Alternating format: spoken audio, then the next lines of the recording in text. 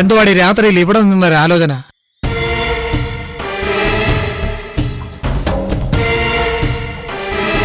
അല്ല, സാധാരണ നീ ഇങ്ങനെ നിന്ന് ആലോചിക്കാറുണ്ടായിരുന്നില്ലല്ലോ. അതെന്താ എനിക്ക് ആലോചിച്ച? അല്ല, അതിനതൊക്കെ ബുദ്ധിയൊന്നും നിനക്ക് ഉടയൻ തമ്പുരാൻ തന്നിട്ടില്ലായിരുന്നല്ലോ. ഔതക്കുട്ടി, ഞാനിപ്പോ പല പ്രാവശ്യമായിട്ട് ശ്രദ്ധിക്കുന്നു. ഔതക്കുട്ടിയുടെ സംസാരത്തിലൊരു പുച്ഛം കലർന്ന രീതി. അത് വേണ്ട. എന്റെ സ്വഭാവം ശരിക്കറിയാവല്ലോ ഔതക്കുട്ടിക്ക്. അറിയാം. അതുകൊണ്ടാണല്ലോ ഞാനിങ്ങനെ ഒതുങ്ങി ജീവിക്കുന്നത്. അല്ല, ഞാനിപ്പോ വിചാരിക്കുമായിരുന്നു. വിചാരിക്കണം. എന്ത്? അത് പറഞ്ഞാലല്ലേ അറിയാൻ പറ്റത്തുള്ളൂ. എനിക്കും ആഘോഷിക്കണം ഷഡ്ഡിപൂർത്തി. മറിയേക്കാൾ ഒരു പടി മേലെ ആയിരിക്കണം എന്റെ ഷഡ്ഡിപൂർത്തി. ഷഡ്ഡിപൂർത്തി അല്ല, ഷഷ്ടിപൂർത്തി. ഔതക്കുട്ടി എന്നെ പഠിപ്പിക്കാൻ വരണ്ട. എന്തായാലും എനിക്ക് നടത്തണം ആ ആഘോഷം. ഈ ഷഷ്ടിപൂർത്തി എന്ന് പറഞ്ഞാൽ 60 പിറന്നാളാ. ഈ മകരം വരുമ്പോ 59 ആവുന്നുള്ളൂ. എനിക്കതൊന്നും അറിയണ്ട. മറിയേക്കാൾ വലിയ ആളാണ് ഞാനെന്ന് ഇടവകക്കാരെ മുഴുവൻ എനിക്ക് ബോധ്യപ്പെടുത്തണം. അതിനിപ്പം വേറെ എന്ത് ചെയ്യാൻ പറ്റും? ആലോചിക്കാവത് കുട്ടി. 59 ആയില്ലേ, അത് കാര്യാക്കണ്ട. 60 ആയി എന്ന് പറഞ്ഞ് നമുക്കങ്ങ് ആഘോഷിക്കാം. അത് പാടില്ല. ആകാത്ത പ്രായം കാണിച്ചാൽ അടിയന്തരം നടത്തേണ്ടി വരുമെന്നൊരു ചൊല്ലുണ്ട്. എന്നുവെച്ചാ മരിക്കും. 60 തികയും മുമ്പ് അടിയന്തരം നടത്തേണ്ടി വരും.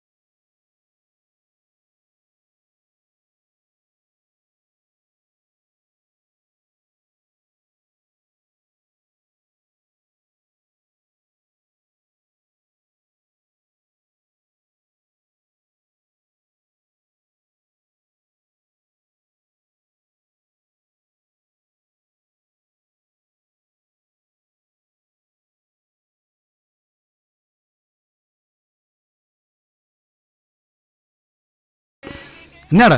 എന്താ? എന്നാ? അല്ല, ഈ സംഗീതമാണല്ലോ സാറുടെ വിഷയം. അപ്പോ അത് കുറച്ചെങ്കിലും ഞാൻ പഠിച്ചിരിക്കണ്ടേ? അല്ല, പഠിക്കാതിരിക്കുന്നതാ നല്ലത്. എന്ന് പറഞ്ഞാ പറ്റുകയില്ല. തീരെ അറിവില്ലാതെ വരരുതല്ലോ എനിക്ക്. അല്ല, നീ എന്തിനാ പിന്നെ ഇങ്ങനെ സങ്കടപ്പെട്ടിരിക്കുന്നേ? അത് പിന്നെ സ്നേഹിച്ച പെണ്ണിനെ മറ്റൊരാൾ കെട്ടിക്കൊണ്ടു പോകുന്നതിന്റെ സങ്കടത്തിൽ പാടുന്ന പാട്ടായിരുന്നു. അതും പള്ളിയിൽ പോകുമ്പോ കണ്ട് പ്രണയിച്ച പെണ്ണ്. ഞാൻ പെട്ടെന്ന് കർത്താവ് ഉയർത്തെഴുന്നേറ്റ ഞായറാഴ്ചയും പള്ളിയിലോട്ട് വരുന്ന ലില്ലിക്കുട്ടിയൊക്കെ ഓർത്തുപോയി. ഇനി അവളെ ഓർത്തിട്ട് എന്താടാ കാര്യം? കാര്യമൊന്നുമില്ല. എങ്കിലും മനസ്സിലിപ്പോഴും ലില്ലിക്കുട്ടിയാ.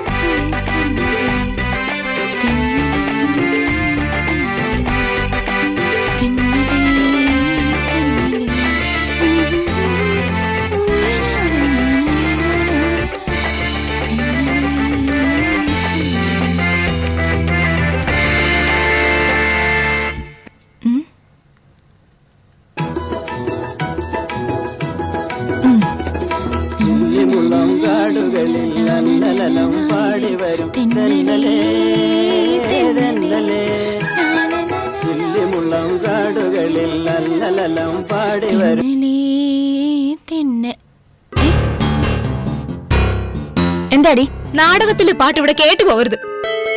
എന്താ കേട്ടാല് എനിക്ക് ഇഷ്ടമല്ല. ഞാൻ നിന്നോട് പല പ്രാവശ്യം പറഞ്ഞിട്ടുണ്ട് എന്റെ കാര്യത്തിൽ ഇടപെടരുതെന്ന്. നിന്റെ ഇഷ്ടത്തിനാണോ ഞാൻ പാട്ട് കേൾക്കേണ്ടത്? നാടകം നിനക്ക് ദോഷമാ, ഈ കുടുംബത്തിനും ദോഷമാ.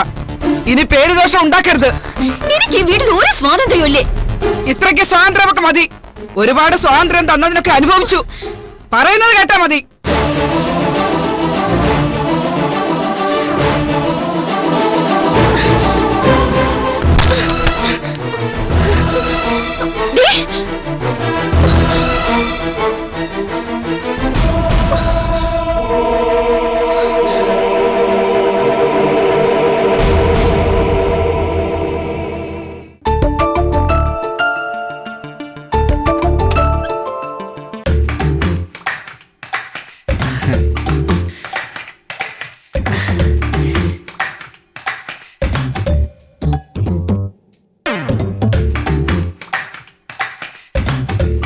എന്താ ഇങ്ങനെ ആലോചിച്ചേക്കുന്നേ? ഏയ് ഒന്നുമില്ല. എനിക്കറിയാം, ആണിനായാലും പെണ്ണിനായാലും വിവാഹത്തെക്കുറിച്ചും ആദ്യരാത്രിയെക്കുറിച്ചുമൊക്കെ ഒരുപാട് സ്വപ്നങ്ങൾ കാണും. നമുക്ക് രണ്ടുപേർക്കും അതിനുള്ള യോഗം ഇല്ലാണ്ടായിപ്പോയി. ഒരുമിച്ചൊരു ജീവിതം പോലും ഉണ്ടാവൂന്ന പ്രതീക്ഷിച്ചതല്ലല്ലോ സ്വാമിയേട്ടാ. ഈശ്വരൻ നമ്മളെ ഇവിടം വരെയെങ്കിലും കൊണ്ടെത്തിച്ചില്ലേ? ഒക്കെ ശരിയാണ്. എങ്കിലും എവിടെയോ ഒരു വിഷമം.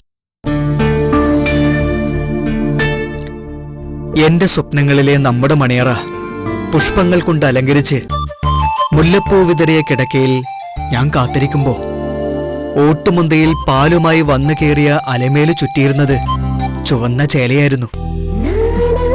അതേനൂർ മനയിലെ സ്വാമിയേട്ടന്റെ കിടപ്പുമുറിക്ക് പകരമായി എനിക്ക് വിധിച്ചത് ആരുടെയോ പേരിലുള്ള ഈ വീട്ടിലെ മുറിയല്ലേ? സാരമില്ല, തുടക്കം മോശമായാലും ജീവിതം നന്നായാ മതി. ഒരു ശാന്തി മുഹൂർത്തം പോലും നോക്കാതെ നമ്മൾ ഇന്ന് ജീവിച്ചു തുടങ്ങാം. കഥ കടച്ചിട്ടില്ല. അയ്യോ, അത് മറന്നു.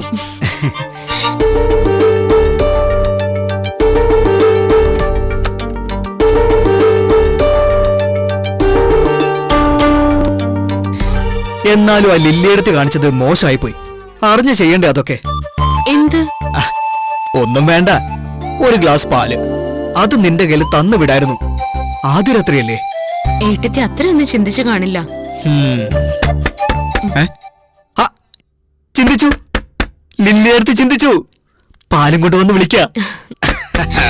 പാലും പഴവും കൈകളിലേന്തി പാ.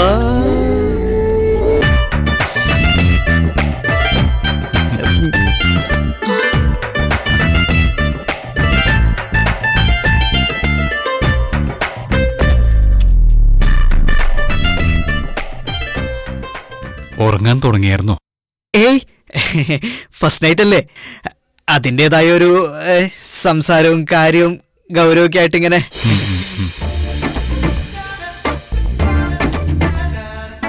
അതെ, എനിക്കൊരു കാര്യം പറയാനുണ്ടായിരുന്നു.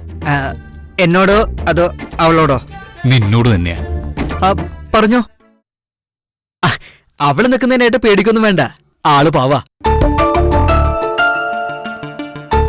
ഒന്നു വന്നിരുന്നെങ്കിൽ വിരോധമില്ലല്ലോ. എന്ത് വിരോധം? അല്ലോ, ഞാനിപ്പോ വരാവേ. വേണ്ട,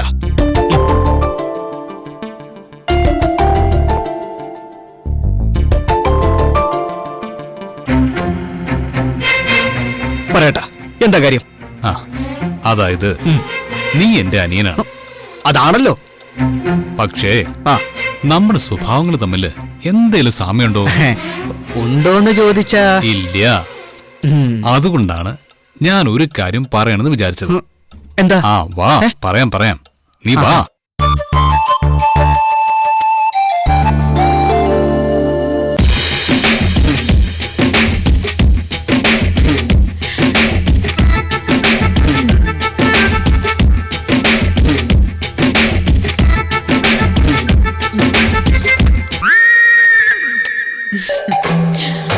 എന്തു പറ്റില്ല അടുത്ത്? ഒന്നും പറ്റാതിരിക്കാനാ. മോള് ധൈര്യമായിട്ട് കിടന്നുറങ്ങിക്കോ, ഞാനുണ്ടെന്നേ കൂട്ടിന്. അപ്പൊ സ്വാമിയേട്ടൻ? സ്വാമിയൊക്കെ ഉറങ്ങിക്കോളും. ഉറക്കാനല്ലേ സുബ്ര കൊണ്ടുപോയത്. നിനക്കുറക്കണോ? കിടന്നോ. എന്താ ഏട്ടാ? എന്തുണ്ടെങ്കിലും ഏട്ടൻ എന്നോട് തുറന്നു പറയാലോ. നീ വാ, ഞാൻ പറയാം. സഹോദരങ്ങൾ എന്നതിനേക്കാൾ വലുതായി നമുക്കിടയിൽ ഒരു സൗഹൃദമുണ്ട്. അപ്പോ ഒളിവ് മറയൊന്നും വേണ്ട. അങ്ങനെ ഉണ്ടെങ്കി ഇപ്പൊ ഞാൻ നിന്നെ വന്ന് വിളിക്കൂ. അപ്പോ വിഷയം ഗൗരവകരമാണ്. ഓ, ഗൗരവം മാത്രമല്ല, രഹസ്യ സ്വഭാവം ഉണ്ട് അതിന്. പറഞ്ഞോളൂ. ഏട്ടന്റെ ഏത് പ്രശ്നവും എന്നോട് ഷെയർ ചെയ്യാം. മര്യാദക്ക് ഇവിടെ കിടന്നുറങ്ങിക്കോണം. അപ്പൊ എന്റെ ആദ്യ രാത്രി കൊന്നുകളഞ്ഞ് എന്ത് ധൈര്യത്തിലാടാ താലി പോലും കെട്ടാതെ ആ കൊച്ചിന്റെ കൂടെ മുറിയിൽ കയറി കഥ കടച്ചത്? അത് പിന്നെ ഒരു പിന്നെയില്ല. വേലി കഴിയും വരെ നിങ്ങൾ രണ്ടാളും 2 മുറിയിലായിരിക്കും താമസം. അപ്പൊ പിന്നെ വേലിക്ക് മുന്നേ ഏട്ടനെ ഏടത്തിയും കൂടെ ഒരു മുറി കഴിഞ്ഞതോ? ഞാനല്ല നീ. എനിക്ക് നിന്നെ നന്നായിട്ട് അറിയാം, നിനക്ക് എന്നെ. അതുകൊണ്ട് ആ ചോദ്യം വേണം. അപ്പൊ പിന്നെ അലമേലോ റൂമിൽ ഒറ്റയ്ക്ക്? അലമേലു ആ മുറി കിടന്ന് സുഖമായിട്ട് ഉറങ്ങിക്കോളൂ. നീ എന്റെ ഈ കട്ടിലിൽ കിടന്ന് എന്റെ കൂടെ ഉറങ്ങും. അയ്യോ, ഉറപ്പാണോ? ഉറപ്പാണ്. മാറ്റമല്ലോ. ഇല്ല. എങ്കിലേ കാണിച്ചേ ഞാൻ ഉറങ്ങിയിട്ട് എന്റെ കാര്യം. ഇങ്ങോട്ട് പുറപ്പായി.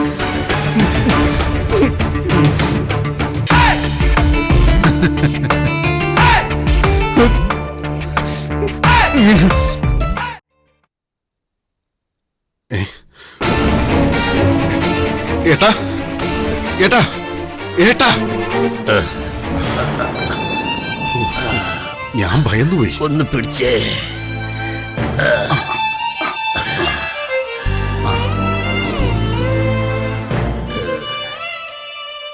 ജീവൻ പോയി എന്നാണോ പേടിച്ചത്? സത്യത്തിൽ കണ്ണടച്ച് വിറനിലത്ത് കിടക്കുമ്പോ ഞാനത് ആഗ്രഹിച്ചിരുന്നു. ഈ കണ്ണുകൾ തുറക്കേണ്ടി വരരുതേ എന്ന്. അങ്ങനെയൊന്നും പറയരുത് ഏട്ടാ. നീ പുറത്ത് കാണിച്ചില്ലെങ്കിലും നിന്റെ വിഷമം ഞാൻ അറിയുന്നുണ്ട്.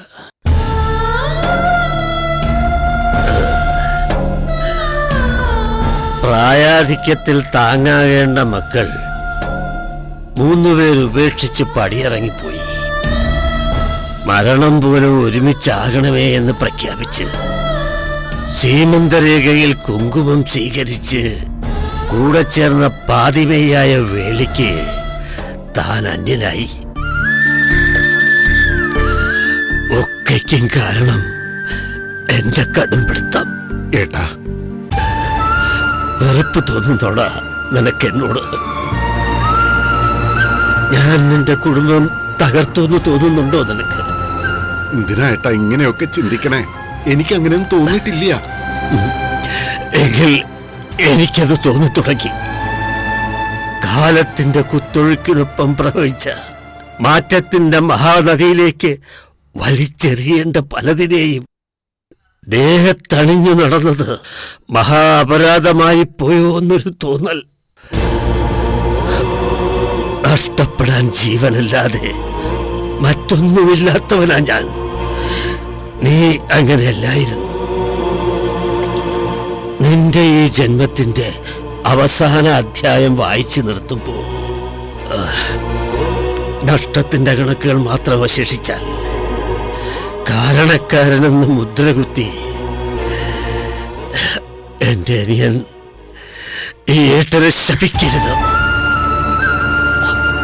മരണം മാത്രം മുന്നിൽ കാണുന്ന ഒരു വൃത്തന്റെ അപേക്ഷയാണത്. ഏട്ടാ,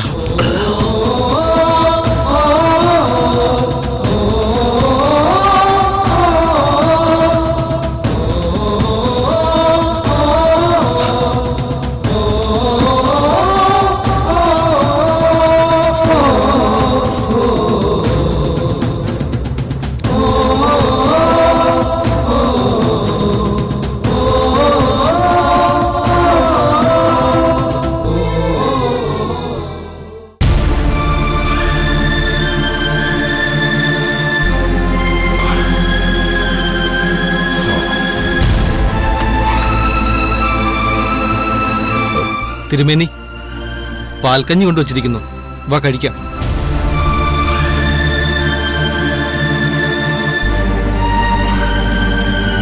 ഉച്ചയ്ക്കൊന്നും കഴിച്ചില്ല എന്നല്ലേ പറഞ്ഞത്? തിരുമേനി വാ. വിശപ്പില്ല ബാലകൃഷ്ണ, ആകെ ഒരു തളർച്ചയാ മനസ്സിനും ശരീരത്തിനും. മോളുടെ കാര്യം ഇത്രയ്ക്ക് സീരിയസ് ആവുമെന്ന് ഞാൻ പ്രതീക്ഷിച്ചില്ല. പുറം ലോകത്തനുസരിക്കാൻ ഒരു വാക്കിന് കാതോർത്തു നിൽക്കുന്ന 10,000-ങ്ങളുണ്ട്. പക്ഷെ വീടിനകത്ത് ഞാൻ വെറും പുൽക്കൊടിക്ക് സമമായി പോയല്ലോ എന്ന് ഓർക്കുമ്പോ ദുഃഖം താങ്ങാനാവുന്നില്ല. ഇപ്പോഴത്തെ കുട്ടികളല്ലേ തിരുമേനി, അവര് തീരുമാനിക്കുന്നതാണ് അവരുടെ ശരി, അതേ അവർ നടത്തും. ഇത് കാലഘട്ടത്തിന്റെ പ്രശ്നമല്ല, ചോദ്യയും ചിത്തരയും. രാശിപ്രമാണങ്ങൾ മാറി മറയുന്ന ഈ സമയത്ത് ഗ്രഹം മുടിക്കണമെന്ന് പ്രമാണം. അത് ഇങ്ങനെ അവസാനിച്ചു എന്ന് കരുതിയാ മതി. ഗണിച്ചപ്പോൾ കണ്ടത് എന്റെ മരണമാണ്. മകളും പത്നിയും ഉപേക്ഷിച്ചു പോവുകയെന്ന് വെച്ചാ ഒരർത്ഥത്തിൽ മരണം തന്നെയാ. മനോവേദനയുടെ അഗ്നിയിൽ ഈ ദേഹം വെണ്ണീറായിക്കോളും. മോക്ഷപ്രാപ്തിയില്ലാതെ അലയട്ടെ ദേഹി.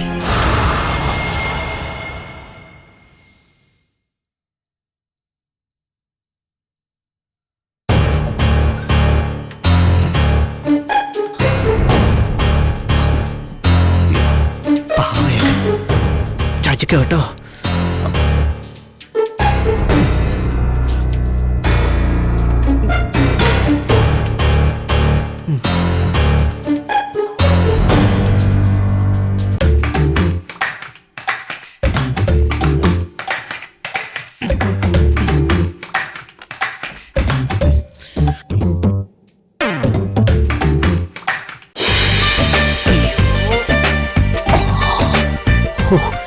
രക്ഷപ്പെട്ടു. ഉണരല്ലേ ചക്കരേ. അയ്യോ,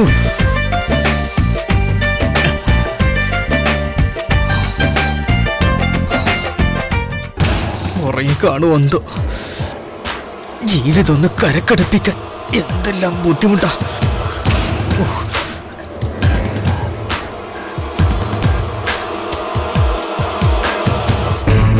ഉറങ്ങിപ്പോയെന്തോ. എന്റെ ദൈവമേ, ഓ എന്റെ മുട്ട്.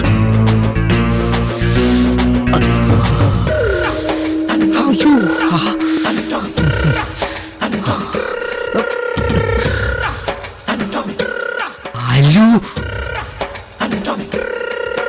അയ്യോ,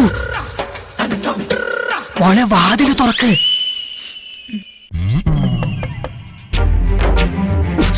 അയ്യോ, വാതില് തുറക്കാൻ. ഷോ, ഇവളെന്താ തുറക്കാത്ത? ഇത്ര പെട്ടെന്ന് ഉറങ്ങിയോ?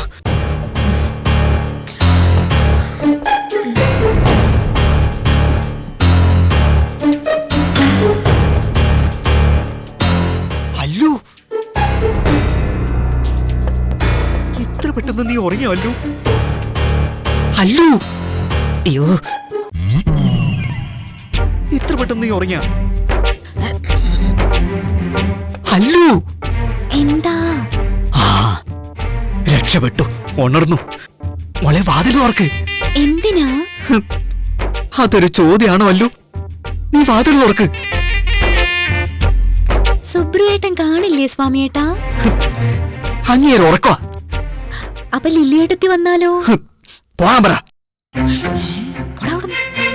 ഇത് നമ്മുടെ ജീവിത പ്രശ്നം. നീ വാതിൽ ഉറക്ക്.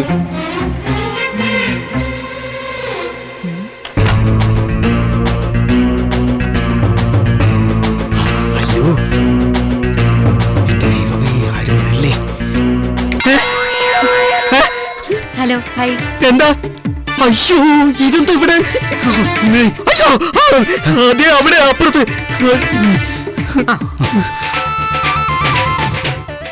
അല്ല, എന്താ ഇവിടെ? ഞാൻ അത് അല്ലുവിന് ഉറക്കം വന്നൊന്ന് നോക്കാൻ വന്നതാ. ഓഹോ, പരിചയമില്ലാത്ത സ്ഥലമല്ലേ, ചിലപ്പോ പേടിയായാലോ. പേടിയാവാതിരിക്കാനാ ഞാൻ കൂട്ടുകിടന്നത്. മോൻ പോയി കിടന്ന് ഉറങ്ങ്. ഇപ്പഴാ ഒരു സമാധാനായത്. സുബ്രേട്ട പോവാ. ഞാനും വരാം.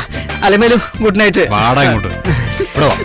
ഓ, സ്വാമി, ഗുഡ് നൈറ്റ്. Good night.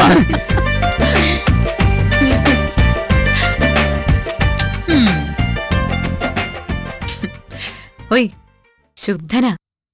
അലമേലുവിന്റെ ഭാഗ്യ ആ സ്വാമിയെ കിട്ടിയത്. കിടന്നോ.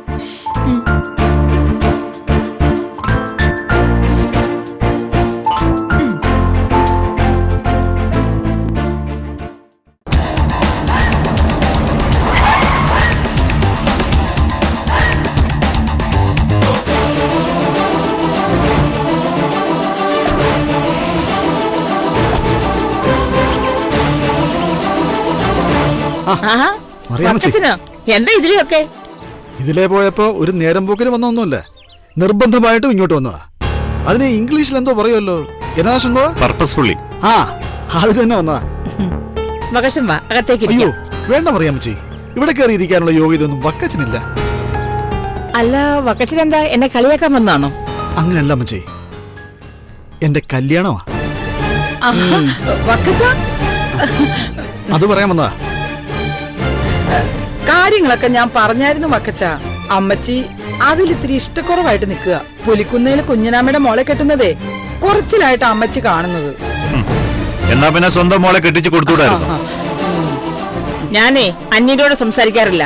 ഇവനേതാ വക്കച്ച? എനിക്കിവൻ അന്യനല്ല, സ്വന്തം കൂടപ്പുറപ്പിനെ പോലെ. ഇപ്പോഴും എനിക്ക് നിന്നോട് സ്നേഹമുണ്ട് വക്കച്ച. ഇതുപോലുള്ളവരെ കൊണ്ടുവന്ന് ആ സ്നേഹം വെറുതെ കളയരുത്. അല്ലെങ്കിൽ ഇവിടുത്തെ സ്നേഹം ഇനി വക്കച്ചനെന്തിനാ? പേര് കേട്ട പുലിക്കുന്നിൽ നിന്നല്ലേ ബന്ധം. പേരൊന്നും കേട്ടിട്ടില്ല, കുറച്ച് ദുഷ്പേരുണ്ട്. അതൊന്നും വക്കച്ചൻ അറിയത്തില്ല, എനിക്ക് കൃത്യമായിട്ട് അറിയാം. ഒരു ദുഷ്പേരും ഇല്ല, നല്ല തറവാട്ടുകാരാ. നിനക്ക് എന്തറിയാടി പെണ്ണെ? കള്ള കൂട്ടങ്ങളാ. അങ്ങനൊന്നും പറഞ്ഞ അവരെ വെറുതെ കൊച്ചാക്കാൻ നോക്കണ്ട. ഡോക്ടറേറ്റ് എടുത്ത പെണ്ണാ. എന്റെ ലില്ലിക്കുട്ടിയെക്കാളും കൊള്ളാവുന്ന പെണ്ണിനെ കിട്ടിയെന്ന് പറയാനായിരിക്കും നീ വന്നെന്ന് എനിക്കറിയാം വക്കച്ച. പക്ഷേ നിനക്ക് തെറ്റി. ഈ കല്യാണം നിന്റെ സകല സ്വസ്ഥതയും കെടുത്തു.